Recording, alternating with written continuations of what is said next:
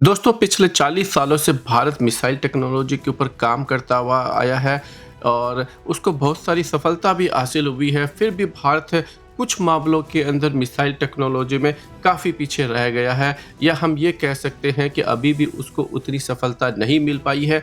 इस वीडियो के अंदर दोस्तों उन्हीं सब बातों के ऊपर हम डिस्कस करने वाले हैं। आइए इस वीडियो को आप लास्ट तक ज़रूर देखना और हमारे चैनल को आप सब्सक्राइब करना मत भूलिएगा। आइए दोस्तों इंडिया के मिसाइल डेवलपमेंट प्रोग्राम के ऊपर एक नज़र डालते हैं। 1980 में इंडिया ने एक आईजीएमडीपी यानी कि integrated guided missile development programme शुरू किया था और ये programme doctor APJ Abdul Kalam sir की लीडरशिप में स्टार्ट हुआ था। इस प्रोग्राम का मेन एम था कि इंडिया मिसाइल टेक्नोलॉजी में फॉरेन डिपेंडेंस कम करे और खुद के एडवांस मिसाइल्स बनाए। आईजीएमडीपी ने काफ़ी सारे मिसाइल्स जो है भारत को दिए हैं। आइए उन मिसाइलों के अब नाम जल्दी से देख लेते हैं। इस प्रोग्राम के तहत भारत ने 5 मिस टाइप की मिसाइलों के डेवलपमेंट के ऊपर काम स्टार्ट किया, जिसमें से त्रिशूल को छोड़कर बाकी 4 टाइप की मिसाइलों को भारत ने सक्सेसफुली डेवलप किया और इंडक्ट भी किया। पृथ्वी जो कि एक सरफेस टू सरफेस मिसाइल है, ये दुश्मन के ऊपर 250 किलोमीटर की रेंज तक जो है अटैक कर सकती है। अग्नि सीरीज के तहत भारत ने अग्नि 1 से लेकर अग्नि 5 वाली मिसाइलों को डेवलप और इंडक्ट किया है और भारत जो है अब वो अग्नि 5 के तहत 5000 किलोमीटर रेंज तक जो है अटैक कर सकता है, जो कि ऑलमोस्ट हर चाइना के हर पार्ट को बेसिकली स्ट्राइक कर सकती है। इस मिसाइल की टेस्टिंग दोस्तों 2012 में स्टार्ट हुई थी और अब जो है इसके प्रोडक्शन के ट्रायल भी हो चुके हैं। तो इसका मतलब ये है कि भारत जो है इसको टेक्निकली इंडक्ट कर चुका है। भारत ने आकाश मिसाइलों को भी बड़ी संख्या के अंदर इंडक्ट किया है। ये सरफेस टू एयर मिसाइल है, ये एयर डिफेंस के लिए काम आती है और इसकी रेंज जो है 25 किलोमीटर है। और वहीं नाग मिसाइल जो है वो एक एंटी टैंक मिसाइल है और इसकी रेंज 3 से 4 किलोमीटर है। इसके अलावा दोस्तों भारत ने प्रहार और प्रलय जैसी मिसाइलों को भी डेवलप किया है और उसको इंडक्ट किया है। भारत ने रशिया के साथ में सुपरसोनिक क्रूज मिसाइल ब्रह्मोस को डेवलपमेंट और इंडक्ट किया है। भारत ने इस मिसाइल को अपने तीनों आर्म्ड फोर्सेज यानी कि आर्मी, नेवी, एयर फोर्स के अंदर इंडक्ट किया है और आपने ब्रह्मोस मिसाइल की जो कैपेबिलिटीज है वो ऑपरेशन सिंदूर में आप देख चुके हैं। इसके अलावा भारत ने 2025 के अंदर ईटीएल DHCM यानी कि हाइपरसोनिक क्रूज मिसाइल टेस्ट की है, जिसकी स्पीड जो है मैक 8 है और इसकी रेंज जो है वो 1500 किलोमीटर से भी ज़्यादा है। ये प्रोजेक्ट विष्णु का पार्ट है और इसकी वजह से इंडिया अब यूएसए, रशिया, चाइना जैसी कंट्रीज के एडवांस क्लब में शामिल हो गया है। इसके अलावा दोस्तों भारत ने जो सबमरीन से लॉन्च करने वाली के सीरीज मिसाइलों के डेवलपमेंट के ऊपर भी काम कर रहा है। भारत ने एक K-15 जिसकी रेंज जो है 750 किलोमीटर बताई जाती है, ये सबमरीन से लॉन्च की जा सकती है। इसको सक्सेसफुली डेवलप, टेस्ट और अब इसको इंटीग्रेट भी कर चुका है। और वही भारत जो है काफ़ी सारे टेस्ट अपनी K4 सीरीज मिसाइल जिसकी रेंज जो है 3500 किलोमीटर बताई जाती है। K4 जो है वो 4000 से लेकर 5000 किलोमीटर उसकी रेंज बताई जा रही है। ये दोनों ही जो है टेक्निकली सबमरीन से लॉन्च की जाएगी। भारत इनके लगातार टेस्ट कर रहा है और इनको अभी भी डेवलप करता जा रहा है। आने वाले सालों के अंदर इसको भारत की जो अरिहंत क्लास की सबमरीन है उनके ऊपर जो है इनको इंडक्ट किया जाएगा। हाल ही के अंदर भारत ने अपने हाइपरसोनिक ग्लाइड बॉम्ब का भी टेस्ट किया है और ये जो है टेक्निकली एक हाइपरसोनिक ग्लाइड बॉम्ब होगा। और इसके अलावा भारत रशिया के साथ में एक ब्रह्मोस मिसाइल को भी डेवलप किया है और भारत की तीनों आर्म्ड फोर्सेज के अंदर उसको इंटीग्रेट किया है और ब्रह्मोस मिसाइल की कैपेबिलिटीज को आप ऑपरेशन सिंदूर के दौरान देख चुके हैं। ये रशिया के साथ में मिलकर डेवलप किया गया है। तो टेक्निकली ये एक रशियन टेक्नोलॉजी है।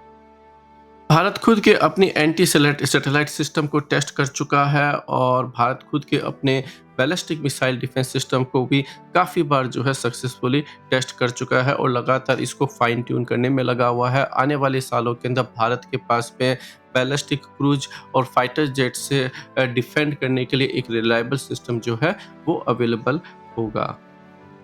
और अब बात करते हैं भारत की air to air Astra missile की और रुद्र मिसाइल की। तो सबसे पहले बात करते हैं रुद्र मिसाइल की। रुद्र मिसाइल एक एंटी रेडिएशन मिसाइल है और भारत जो है इसकी रेंज जो है 100 किलोमीटर के आसपास बताई जाती है। भारत ने लेजर गाइडेड जो है बॉम्ब का भी डेवलप किया है। इनकी भी रेंज जो है लगभग 100 किलोमीटर के आसपास बताई जा रही है। भारत ने इसके अलावा air to air Astra missile का भी टेस्ट किया है और इसको इंटीग्रेट भी कर चुका है। इसकी रेंज जो है लगभग 110 किलोमीटर बताई जा रही है। भारत अपनी अस्त्रा MK2 और MK3 वाले वर्जन पर भी काम कर रहा है, जिसकी रेंज जो है 150 किलोमीटर से लेकर 250 किलोमीटर तक की होगी। लेकिन इनको अभी भी जो है कम से कम 7 या 8 साल अभी भी लगने वाले हैं। और अब बात करते हैं भारत के पास में किस टाइप के मिसाइल टेक्नोलॉजी में अभी भी कमी है, और वो है सबसे बड़ी है air to air missile. Bharat की अस्त्रा MK1 एक सक्सेसफुल मिसाइल है, लेकिन इसकी रेंज अभी भी 110 किलोमीटर पड़ती है। अगर हम Russia, America, China in countries की बात करें तो इनकी जो मिसाइल की जो रेंज है वो अब कम से कम 150 किलोमीटर से लेकर 250 किलोमीटर तक की रेंज है। भारत अपनी अस्त्रा MK2 और MK3 पर काम कर रहा है, जिसकी रेंज 150 से 250 किलोमीटर के आसपास होगी, लेकिन अभी भी भारत को कम से कम 7 या 8 साल इसके डेवलपमेंट, ट्रायल, टेस्टिंग और इंटीग्रेशन में लगने वाले हैं। इसके अलावा ऑपरेशन सिंदूर के दौरान जिस मिसाइल का सबसे ज़्यादा नाम लिया गया वो S-400 है। ये एक रशियन मिसाइल डिफेंस सिस्टम है और इसका डेवलपमेंट और इसका प्रोडक्शन रशिया में ही किया गया था। भारत ने 6 बिलियन देकर इसकी 5 स्क्वाड्रन को परचेज किया था, और इससे ये पता चलता है कि भारत का जो भी मिसाइल डिफेंस सिस्टम्स प्रोग्राम है, आकाश को छोड़कर अभी जो है वो इतने ज़्यादा फाइन ट्यून नहीं हुए हैं। अदरवाइज भारत को इस मिसाइल सिस्टम को परचेज करने की ज़रूरत नहीं पड़ती।